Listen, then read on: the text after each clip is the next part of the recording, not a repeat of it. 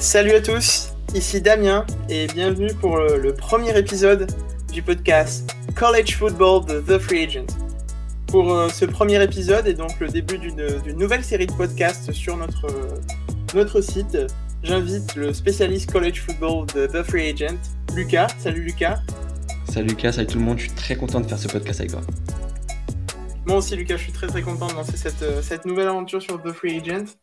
Et sans plus attendre, on va passer en revue les grands matchs, les matchs clés de ce week-end de college football, à commencer par la rencontre entre Georgia et Arkansas. Une rencontre, un match de défense, Lucas, qu'en dis-tu ?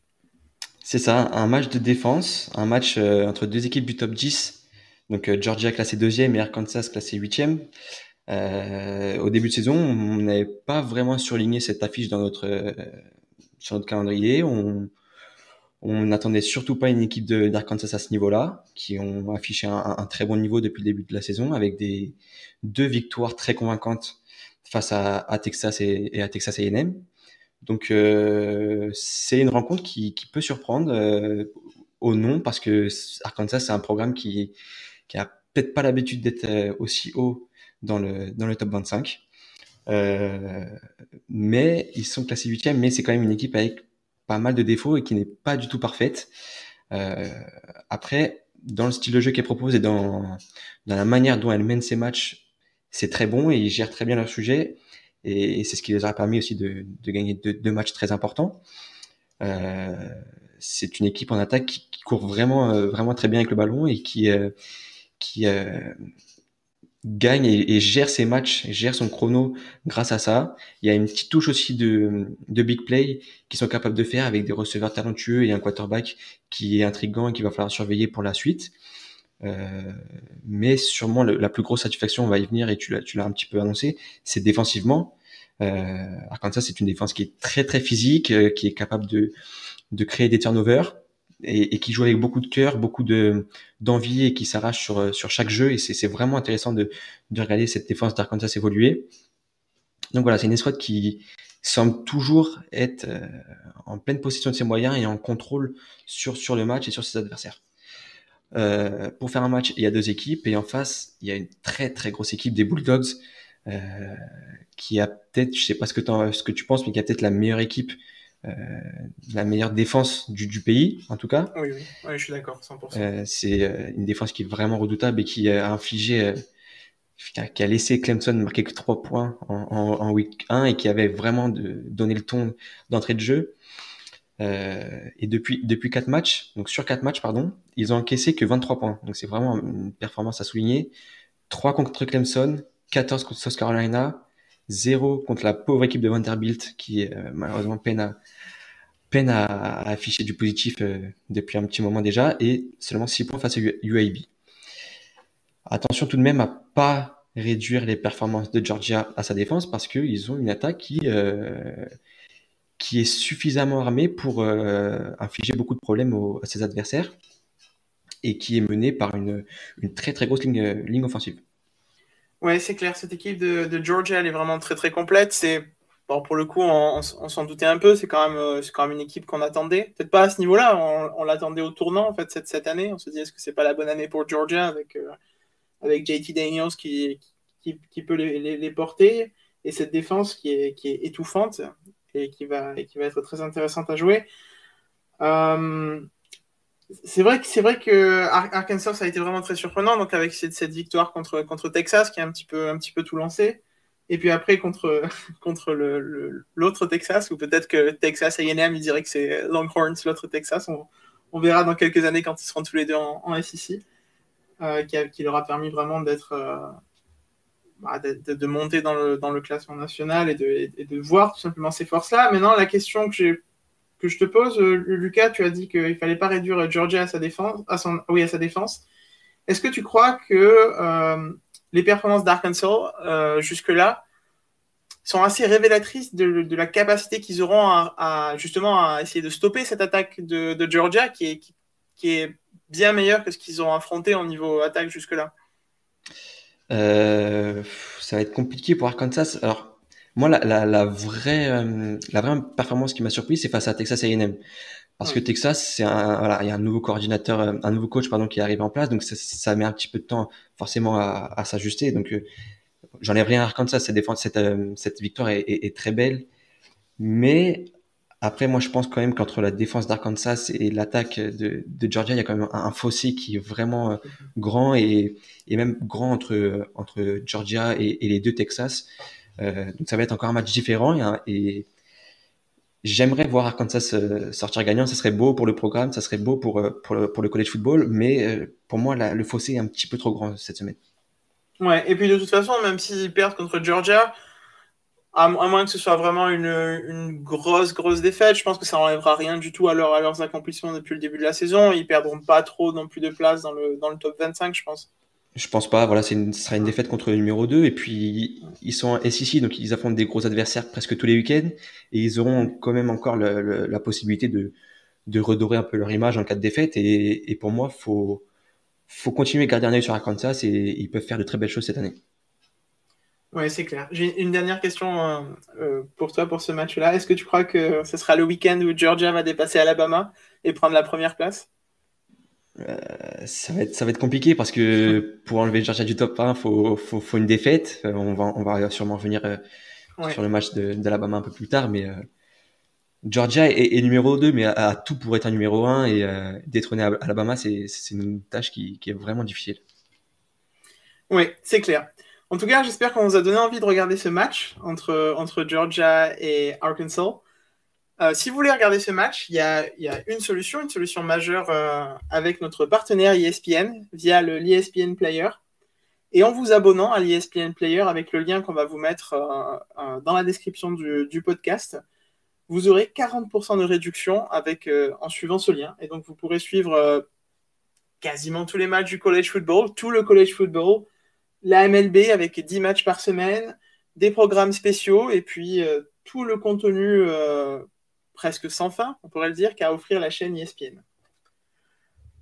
On va passer à l'autre match clé de ce week-end. Et au final, c'est un petit peu en lien avec la question que je t'ai posée tout à l'heure, qui est donc Alabama contre Ole Miss, les Rebels,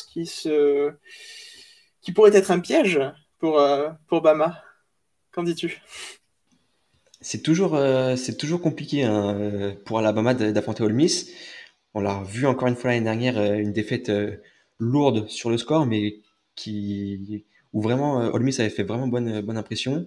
Et je pense encore une fois que cette année, l'équipe de Lane Kiffin va pouvoir rendre la tâche un petit peu difficile à Nick Saban.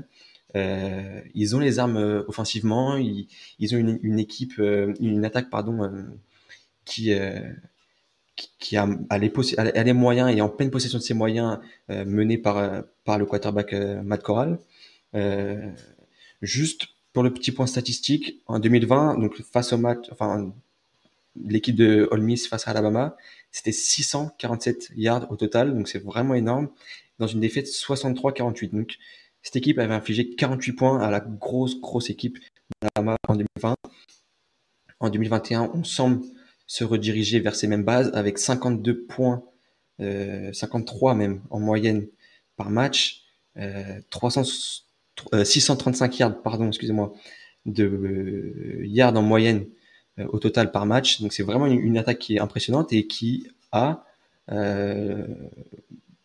les moyens d'aller embêter cette équipe d'Alabama qui, en plus de ça, a laissé pas mal de doutes depuis le match face à Florida qu'ils avaient gagné, mais défensivement, on avait repéré quelques failles et on s'était dit que c'était peut-être par là, si une équipe voulait bien renverser l'Empire, c'était peut-être par son attaque. Donc attention quand même, parce que l'attaque de Florida avait une attaque pardon, bien différente, une attaque beaucoup plus au sol et qui avait infligé des problèmes à Alabama. Cette attaque d'Ole Miss est très aérienne avec un bon jeu de course, mais je pense que le principal point fort c'est le jeu aérien. On n'a pas vu le Crimson Tide défendre face à une attaque pardon, de la sorte. Mais voilà, après, c'est toujours Alabama, c'est toujours une équipe coachée par Nick Saban. Ils auront sûrement les ressources pour répondre face à cette attaque. Et ça va être un match intéressant, avec beaucoup de points sûrement. Je sais pas ce que tu en penses. Pour moi, ça va être un match très très ouvert. Oui. La meilleure défense l'emportera, et pour moi, la meilleure défense, c'est celle d'Alabama. Ouais, c'est sûr. Je suis très d'accord avec tout ce que tu as dit. Et pour revenir un petit peu sur le match de l'an dernier, donc ils avaient réussi 647 yards contre Alabama. Et en 2020, aucune équipe a dépassé les 470 yards contre Bama. Et même pas Ohio State au National Championship. Enfin, ils étaient arrivés à bien moins que ça. Donc franchement, C'est ça. Ouais, oui, pardon, vas-y. Et ce qu'il faut aussi savoir, c'est que Lane Kiffin, donc le head coach d'Ole Miss, c'était l'ancien coordinateur offensif de Nick Saban à Alabama. Donc, il a c'est peut-être lui qui a la recette dans tout le college football, qui a la meilleure recette pour, euh, pour faire plier Alabama et en tout cas leur rendre la tâche vraiment difficile. Ouais, c'est clair. Et on y reviendra un petit peu plus tard encore, mais ce sera une énorme occasion pour Matt Corral, le quarterback de Ole Miss, des Rebels, tout simplement de peut-être plus que jamais, parce que c'est déjà un favori pour le trophée Heisman, mais s'il va chercher cette victoire contre Alabama, je vois vraiment mal. On verra après le reste de la saison, c'est sûr, mais ça va être très difficile d'essayer de lui enlever en tout cas. Je sais pas ce que tu en penses. Ah oui, il est sur des balles vraiment vraiment solides, et une victoire face à Alabama, ça rajoute toujours du poids à la balance, et faudra voir par la suite. Mais en tout cas, moi, j'en fais mon favori pour le Iceman, en tout cas. Ouais, c'est clair. En tout cas, ce sera vraiment un match à suivre. Et si Ole Miss arrive un petit peu à contenir un tout petit peu Alabama, il y aura peut-être une chance, mais c'est vrai que c'est toujours Alabama et, et on a toujours C'est de bons ça. espoirs avant d'affronter Alabama, et puis au C'est final, ça. il se passe pas grand-chose. Pour battre Alabama, il faut faire le match parfait en attaque et en défense. Ouais. C'est vraiment une tâche compliquée. Et surtout, là où ça va être vraiment un moment clé, c'est le début de rencontre. Pas laisser Alabama prendre 14 points d'entrée de jeu, ou quelque chose comme ça, et vraiment tenter de rester au contact. Mais une tâche vraiment compliquée. Après, moi, je pense que le Miss risque de perdre ce match. Enfin, voilà, mais fera quand même une très bonne figure, et comme toujours, Ole Miss s'en sort plutôt bien face à Alabama. Ouais. Et puis au final, un petit peu comme Arkansas, ça enlèvera pas grand-chose. Hein, si ils en sont au point où maintenant, si tu fais une bonne performance contre Alabama, c'est déjà presque une victoire. Aller chercher une victoire, c'est tellement extraordinaire contre Alabama C'est que ça, si c'est une bonne performance, ça ira. C'est c'est déjà bien. ça, et c'est ce qu'on a vu face à Florida. On a tapé un Ouais. petit peu sur les doigts d'Alabama pour avoir gagné seulement de un touchdown, il me semble. J'ai plus le score exact, mais voilà, c'est Alabama est sur des bases tellement énormes qu'à la moindre petite faille, on va taper sur les doigts, ou on va sublimer aussi l'équipe adverse. Ouais. Et c'est vraiment fort ce qu'ils font cette année. Je trouve encore plus que l'an dernier, que les autres années, parce que quand tu regardes, évidemment, ces programmes-là, ils ont l'habitude de perdre des joueurs à la draft, parce qu'il y a tellement une draft NFL, le premier tour, c'est Alabama et Ohio State en général. Et puis 60% des joueurs qui sont sélectionnés, c'est ce genre de programme. Mais quand même, ils ont perdu vraiment énormément de talent à tous les postes. C'est vraiment leur groupe de receveurs, les deux meilleurs receveurs, le vainqueur du trophée Heisman, leur quarterback, les trois quarts de leur ligne offensive. Et ils arrivent quand même à enchaîner avec des performances ultra solides. Et c'est vraiment très très fort. En fait, oui, c'est ce programme, la philosophie de ce programme qui marche très bien. Mais bon, il faut le souligner quand même parce que c'est vraiment très fort. Euh, donc après Alabama, il nous reste, on en a beaucoup de grosses affiches ce week-end. Hein. Je sais pas ce que tu en penses, Lucas. On va venir à la prochaine, mais c'est en On va se préparant le régaler, podcast. ce Ah ouais, week-end. c'était vraiment difficile de choisir. Il y a bon, c'est vrai qu'en college football, on a la chance de vraiment quasiment jamais s'ennuyer, mais il y a des week-ends où c'est un petit peu moins chaud que d'autres. Ce week-end, c'est vraiment bien rempli. Il y a Donc, 4 affiches entre équipes classées, donc c'est rare ouais, pour être souligné, donc c'est vraiment intéressant. ouais, c'est clair. Et donc la prochaine affiche qu'on va décrypter ensemble, ou que du moins on va essayer de décrypter ensemble, c'est Notre Dame contre Cincinnati. Notre Dame a sorti une performance écrasante contre Wisconsin le week-end dernier pour la Shamrock Series. Wisconsin qui arrive pas vraiment. On reviendra un petit peu sur Wisconsin plus tard, vu que ce sera ils feront partie du dernier match qu'on va analyser. Quand on préparait un petit peu ce match, on en discutait tous les deux, et puis tu me disais que, je sais pas, il y avait une tendance. C'était très difficile de faire ressortir une tendance. Je suis très curieux de savoir ce que tu ressens de ce match et pourquoi c'est si difficile que ça de faire sortir une tendance. Je suis assez d'accord pour le coup, mais on en discutera après, mais d'abord je veux t'entendre. Ouais, c'est vrai, j'ai eu beaucoup de mal à analyser ce match, à mettre une équipe un peu plus au-dessus de l'autre, parce que, donc voilà, il y a le match de la semaine dernière entre Wisconsin et Notre-Dame, c'est résolu par une énorme victoire de Notre-Dame sur Wisconsin, malgré un match qui a été très disputé sur le début de rencontre. Euh, donc la défense de Wisconsin est bien meilleure que celle de Cincinnati, ça, je pense qu'il n'y a pas de doute là-dessus, mais elle n'avait pas parmi leurs rangs un quarterback type NFL comme Desmond Ridder, qui, euh, qui, euh, qui risque pas de faire le match de meurtre et de lancer autant d'interceptions et de donner autant de chances à Notre-Dame d'emporter ce match.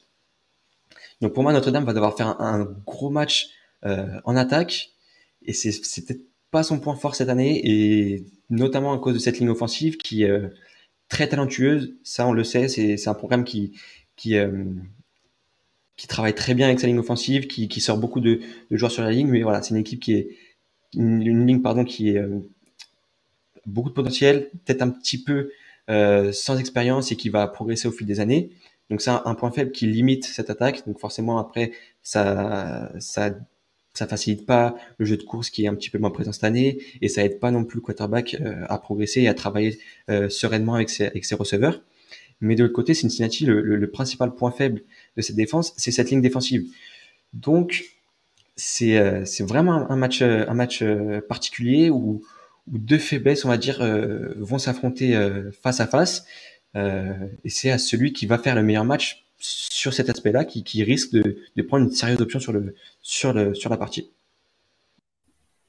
Ouais, je suis vraiment d'accord. Et c'est très intéressant cet aspect du match, en fait, au final, parce que parfois on peut penser à une force et une faiblesse, et donc une équipe qui pourrait en profiter, mais là, au final, donc la ligne défensive de Cincinnati est très, très, très peu solide, en tout cas très peu productive. Ils ont eu 4 sacs et 19 tackles pour perte depuis le début de la saison, donc c'est vraiment très, très peu. C'est beaucoup moins que la défense étouffante de Wisconsin, évidemment.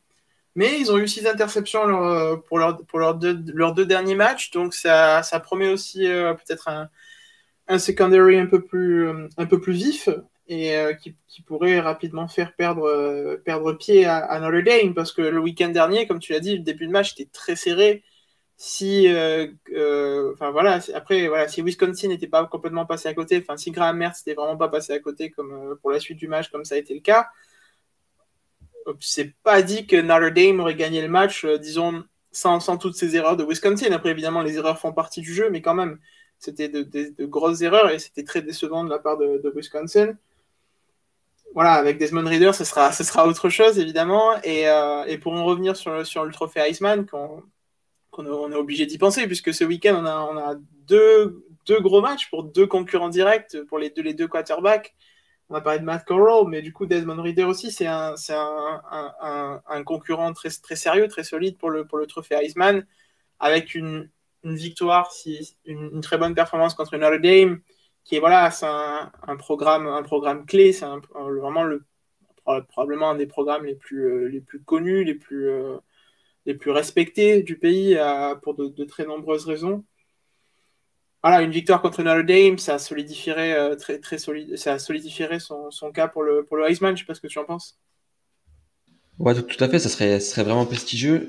Après, voilà, il faut vraiment une performance. Il va falloir vraiment une grosse performance de Ryder. Donc, pour moi, avec une grosse performance du quarterback, ça aiderait énormément Cincinnati à se défaire de Notre-Dame, qui, j'ai l'impression qu'elle aura pas forcément les réponses ou les capacités à répondre du côté offensif.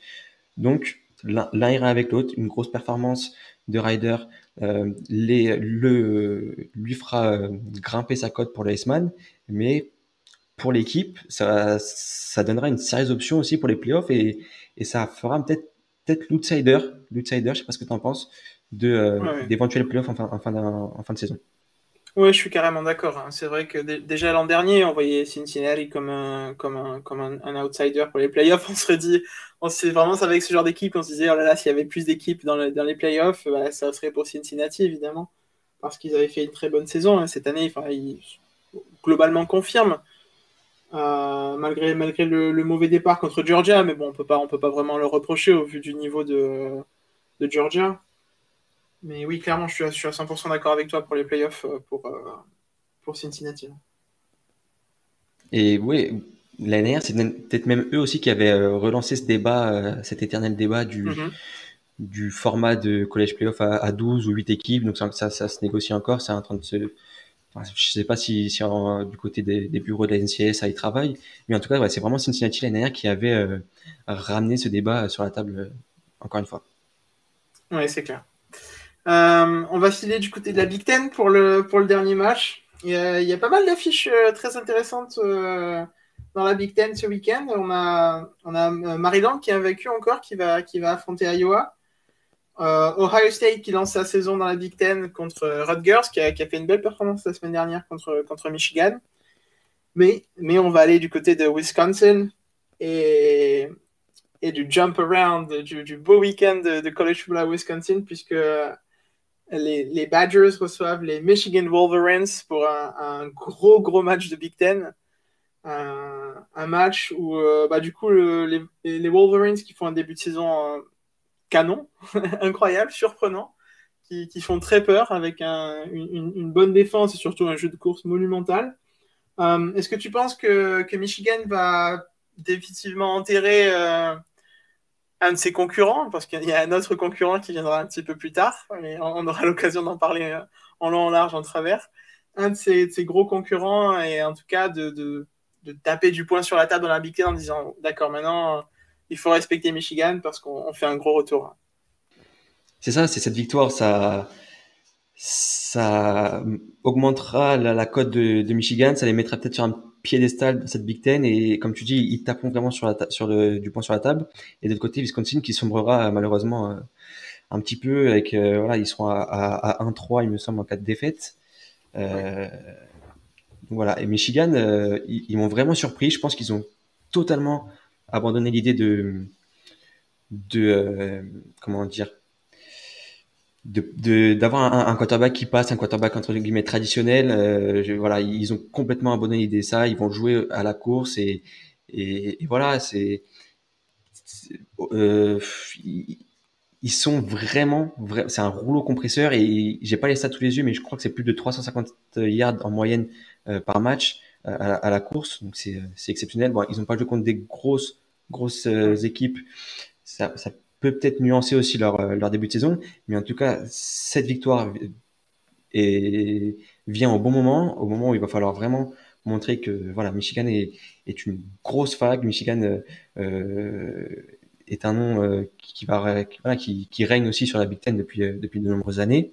Ouais. Euh, voilà, après, ils affrontent aussi une équipe de Wisconsin qui, défensivement, peuvent, peuvent prétendre ralentir ce jeu de course et j'aimerais bien voir comment les Wolverines vont réagir si jamais le jeu de course ne fonctionne pas aussi bien que les semaines précédentes. Parce que pour moi, au niveau du quarterback, ils n'ont pas les ressources et je les vois mal aller gagner un match comme ça à la passe. Donc voilà, ça va être vraiment difficile à prédire en cas de jeu de course annihilé par les Badgers. Ouais, c'est clair. En plus, Michigan n'a plus gagné au Camp Randall de Wisconsin depuis 2001, tu te rends compte? Et on le sait, c'est jamais un endroit où c'est facile de se déplacer parce qu'il y a une ambiance complètement folle, surtout maintenant avec le retour des fans. C'est ça, c'est une Et, ambiance vraiment hostile. ouais, c'est clair. Donc ça va être vraiment difficile pour eux quand même, malgré leur forme et malgré la méforme de Wisconsin, en tout cas en attaque. Faudra voir si Michigan arrive un petit peu à profiter. Et je pense que ça aussi, ça pourrait être une clé du match pour eux si jamais, comme tu dis, la défense, parce que de toute façon, la défense de Wisconsin va leur faire vivre un mauvais moment. Ça, je pense que c'est quasiment sûr au vu de son niveau, et en particulier sur le jeu de passe. Donc, ils vont tout miser sur le jeu de course. Mais si ça passe pas, ça va commencer à être un peu plus compliqué. Mais bon, voilà, ils ont clairement les armes, en tout cas, pour les dominer. Et je pense aussi qu'une des clés, ce sera voir comment la défense de Michigan, qui a été quand même relativement solide depuis le début de la saison, même très solide, va réussir à peut-être tirer profit des erreurs de Wisconsin, et notamment de Graham Mertz, qui a la confiance dans les chaussettes après sa performance catastrophique contre Notre Dame le week-end dernier. C'est ça, et il va avoir vraiment beaucoup de pression parce qu'il faut réagir, il faut aller de l'avant et une autre mauvaise performance, une autre contre-performance, ça compliquerait vraiment, vraiment les choses pour la suite pour lui. Et donc voilà. Euh, Michigan a une vraie carte à jouer aussi de ce côté-là. Ouais, c'est clair. C'est tout et c'est beaucoup pour les matchs de la semaine en college football. Vous allez vous régaler, surtout si vous êtes abonné à l'ESPN Player. Encore une fois, n'hésitez pas à vous abonner. On vous mettra le lien avec 40% de réduction grâce à notre partenariat avec la chaîne américaine en description. On va passer aux joueurs parce que nouveau podcast dit nouvelle structure, nouvelles émissions qui en feront partie. Chaque semaine, on va vous parler des matchs à suivre et on va vous donner quelques petits joueurs à suivre de plus près en vue de la draft NFL. Lucas, tu avais un joueur en particulier sur lequel tu voulais insister et un joueur que je sais qui te tient énormément à cœur dont tu nous parles souvent. Et donc maintenant, il est temps de laisser le monde savoir quel est ce joueur. C'est ça. C'est un joueur peut-être pas connu du grand public. Malik Willis, donc le quarterback de Liberty, redshirt senior. Donc je l'ai connu l'an passé quand Liberty était vraiment la darling du college football ou qui proposait un jeu vraiment fun en attaque. Donc je me suis intéressé à ce joueur. Donc faut savoir qu'il avait commit premièrement à Auburn. Donc il a passé 2 saisons du côté d'Auburn. Ensuite il est rentré sur le portail des transferts. Il est transféré à Liberty. Donc c'est un programme indépendant du college football. Donc c'est un quarterback dual threat. Donc ça veut dire qu'il a tant un très bon bras et aussi la capacité à faire des jeux, à faire la différence avec ses jambes. Un physique vraiment atypique, très puissant, rapide, explosif, vraiment cruel et sur ses changements de direction et c'est vraiment vraiment vraiment fun à voir jouer et je vous conseille vraiment d'aller jeter un œil sur ce quarterback là. Euh, pour ce qui est du bras, parce que forcément c'est la question qui revient souvent qu'un quarterback doit forcément savoir aussi lancer le ballon, et ben il le fait plutôt très bien. Un bras très puissant, il arrive à toucher des receveurs loin, proches. Il a vraiment voilà toute une palette de lancers où il est vraiment à l'aise. Après, pour ce qui est des points faibles, c'est peut-être aussi le problème des quarterbacks de plus petite fac. C'est ces lectures qui sont parfois un petit peu douteuses. Donc parfois on va être surpris à le voir lancer dans des doubles couvertures ou alors prendre tout simplement trop de temps dans ses lectures et dans ses décisions et donc la pression qui vient à lui. Au college football, il s'en sort plutôt bien parce que voilà avec son physique et son style de jeu, il arrive à résister à cette pression. Mais si on veut voir le futur et penser au niveau supérieur, donc la NFL, ça risque d'être un petit peu compliqué. Donc c'est vraiment un axe sur lequel il doit travailler. Et l'autre point un petit peu à corriger, à travailler, c'est sa précision qui est parfois irrégulière. Donc il peut faire 4-5 lancers très bons et un lancer vraiment moins bon qui vont tâcher un petit peu son match. Donc voilà, des lancers des fois trop longs ou trop courts ou peut-être même pas du tout dans la bonne zone. Donc voilà, c'est peut-être juste ces petits trucs-là à travailler. Côté stats, en 2020, donc il a lancé pour 2260 yards, 20 touchdowns, 6 interceptions, 64% de complétion, 944 yards au sol et 14 touchdowns. En 2021, des stats vraiment bonnes. Il part sur de très bonnes bases avec 818 yards, 10 touchdowns, aucune interception à 71%, 274 yards et 4 touchdowns à la course. Très solide, très très solide. Et maintenant, vous pourrez plus avoir l'excuse d'être surpris quand on vous parlera de ce quarterback de Liberty.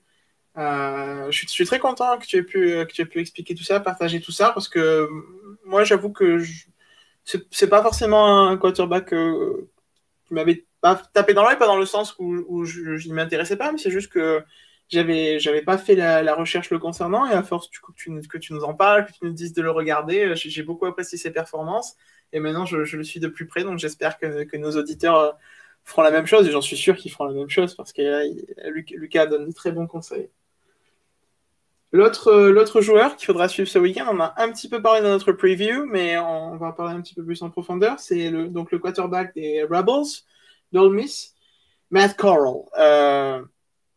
Un candidat pour le trophée Heisman, Matt Corral. Vraiment, sans aucun doute, des performances complètes. C'est un excellent passeur. Il était classé quatrième dans la classe de recrutement 2018 en Pro Style. Donc c'est un excellent passeur, un passeur complet avec une bonne puissance, une bonne vitesse aussi de lancer. Cette saison, il a lancé 9 touchdowns et 0 interception, donc c'est une très bonne chose pour l'instant, en espérant que le match contre Alabama lui donne pas quelques interceptions, et ça c'est toujours un petit peu le problème. Voilà, il avait réalisé une saison 2020 vraiment très encourageante et on l'attendait en fait en 2021 et pour l'instant il répond vraiment présent. Il est vraiment au rendez-vous pour cette saison 2021. Ce que j'aime beaucoup chez Matt Corral, en plus de son bras, c'est que pour un quarterback pro style, il est quand même très mobile. Il est capable de bouger quand il faut et ça fait vraiment de lui un quarterback complet qui va beaucoup plaire aux équipes NFL, je pense, lors de la prochaine draft. En tout cas, c'est probablement le quarterback avec le meilleur bras de la prochaine classe de draft. Je sais pas ce que tu en penses. Oui, pour moi, c'est le quarterback le plus complet en fait. J'arrive pas vraiment à lui trouver un point faible. Comme Ouais, tu c'est l'as dit, clair. il a voilà, un très bon bras. Il arrive à toucher à peu près toutes les zones du terrain, très précis, des bonnes lectures, une gestion de la poche qui est vraiment vraiment intéressante. Il a toujours ses pieds en mouvement, pardon. Et puis, comme tu l'as dit, pour un quarterback pro style, il court plutôt bien et il va chercher des fois des premières tentatives, pardon, grâce à ses jambes et il le fait vraiment bien. Donc voilà, il a une énorme palette à sa disposition et pour moi, c'est le nu- quarterback numéro un de la prochaine draft. Si on me demandait de choisir un quarterback pour la draft 2022, eh bien, ce serait Matt Corral. Ouais, je suis complètement d'accord et il confirme surtout vraiment, il y a aucun doute, on s'en doutait et voilà. Donc bon, pour l'instant je suis en train de regarder qui est dernier en NFL, faut voir où est-ce que pourrait aller Matt Corral si la draft était aujourd'hui. Bon, c'est les Jaguars, donc bon, les Jaguars ils ont déjà le meilleur le meilleur quarterback college football de presque tous les temps, donc ça devrait aller. Mais je Mais suis sûr qu'arrivé aux approches de la draft, il y aura des rumeurs comme quoi les Jaguars seraient placés sur un quarterback. On a ah ouais, toujours c'est ces vrai. rumeurs un peu bidons. C'est clair, t'as raison. Ils auront envoyé un échange de Trevor Lawrence contre plusieurs pics et tout C'est ça. ça. Et après, par contre, on a les Giants qui, je pense, auraient Ah oui, très ah oui, besoin d'un oui. joueur comme Matt Corral pour le coup. C'est ça, c'est clair. Et ouais, ce serait vraiment une destination parfaite pour lui, même si bon, c'est pas forcément un cadeau, mais bon, clairement, Alors, je voilà, trouve Daniel. que l'attaque des Giants, bon, on n'est pas là pour parler NFL, mais a de vrais points positifs Oui, oui. sur lesquels on peut s'appuyer sur l'avenir, hein. Oui, oui, c'est clair. Non, non, je suis d'accord avec toi. Et pour le coup, ça ferait vraiment une grosse amélioration. Mais comme tu l'as dit, on n'est pas là pour parler de NFL. On fait un autre podcast pour ça. Et on aura l'occasion d'en parler longuement pendant la draft. Euh, on va finir avec la dernière rubrique de notre podcast College Football. C'est déjà presque le moment de se dire au revoir. Mais c'est une rubrique qui, je pense, va vous intéresser et qui sera aussi l'occasion pour vous d'échanger avec nous. On va vous proposer un upset chaque semaine. Un upset, une surprise, une défaite d'un gros programme, une défaite surprise à suivre chaque semaine. Donc là, on va vous proposer la nôtre, mais n'hésitez pas à nous proposer la vôtre en commentaire du podcast et sur les réseaux sociaux. Notre upset du week-end sera Boston College contre Clemson. Clemson qui vient de perdre, Clemson qui sort déjà d'un upset en fait contre North Carolina State. Pourrait perdre définitivement pied cette saison, une saison compliquée, Lucas. C'est ça, et c'est peut-être ce qui me raccroche à une possible victoire des Tigers, c'est le fait qu'ils sortent justement d'un upset et qu'ils voudraient rebondir et qu'ils reviendraient revanchards. Après, dans la réalité des choses, cette équipe de Clemson est vraiment inquiétante offensivement. Euh, beaucoup de talent, une ligne offensive qui est pour moi l'une des meilleures du pays, des receveurs vraiment avec beaucoup de potentiel, 4-5 étoiles un petit peu partout. Mais ils ont du mal et ils sont freinés. Je sais pas, j'ai du mal à faire leur, euh, leur diagnostic à cette équipe des Tigers. Ils n'y arrivent tout simplement pas. Ils n'arrivent pas à avancer sur le terrain. Est-ce que c'est le quarterback qui plafonne un petit peu cette équipe? J'en doute parce qu'on avait vu vraiment de belles choses l'an passé.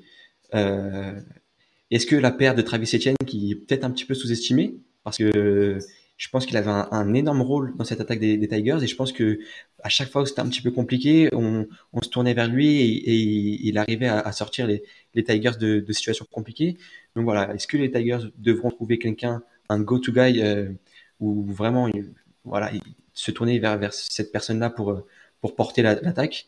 Je pense que c'est ça. Je pense que DJ Ugalele est un petit peu jeune et un petit peu inexpérimenté pour remplir ce rôle-là. En tout cas, ouais, ils sont vraiment, vraiment inquiétants, comme ça. Ouais, je suis tout à fait d'accord avec toi et c'est très surprenant au final parce que même si je suis à 100% d'accord sur le fait que Travis Etienne était très sous-estimé et très utile à Trevor Lawrence et à Clemson, DJ Uiagalelei avait montré vraiment de très belles choses la saison passée et au final ne confirme pas du tout. Et d'ailleurs, justement, contre Boston College, c'était son premier start, si ma mémoire est bonne, quand Trevor Lawrence avait été contaminé au Covid-19. Et il avait été excellent. Il était allé chercher cette victoire. Il avait sauvé Clemson, mais vraiment d'un cheveu, et de rien du tout de l'upset. Et c'est vrai qu'il n'arrive pas à confirmer.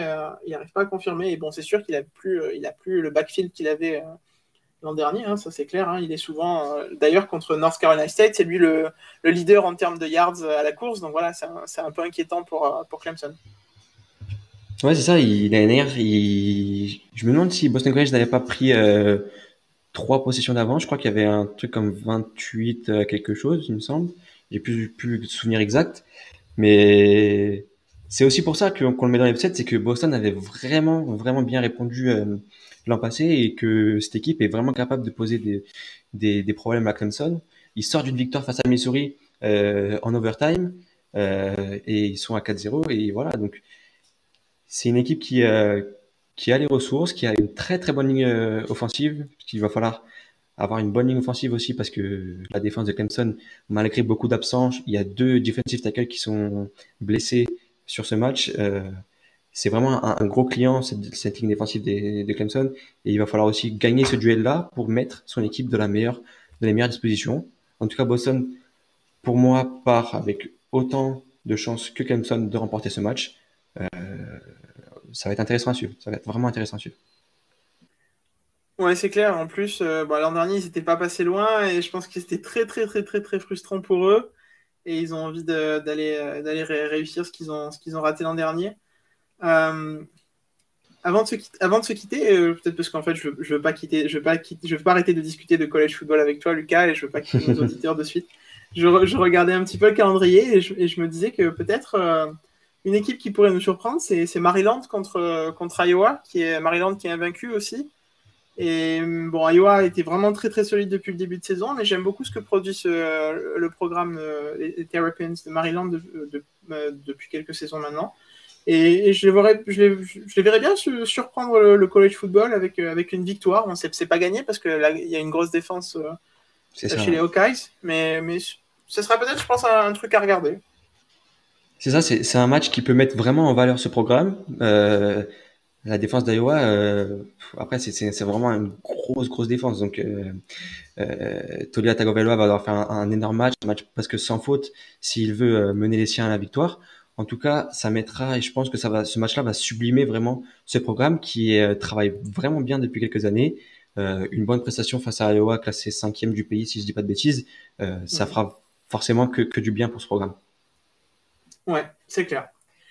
C'est l'heure de se dire au revoir et de vous dire à samedi pour le college football, à samedi pour regarder ces affrontements exceptionnels, toujours de college football. On n'est jamais déçu de toute façon avec le college football, à part quand c'est notre équipe qui se fait upset, mais c'est tout, quoi. Pour moi, c'est arrivé en deuxième semaine, oui, parce qu'en fait, on n'avait pas commencé le podcast, mais en deuxième semaine, il y a eu le choc dans The Free Agent entre les Oregon Ducks de Lucas et les Ohio C'est State ça. Buckeyes de Damien.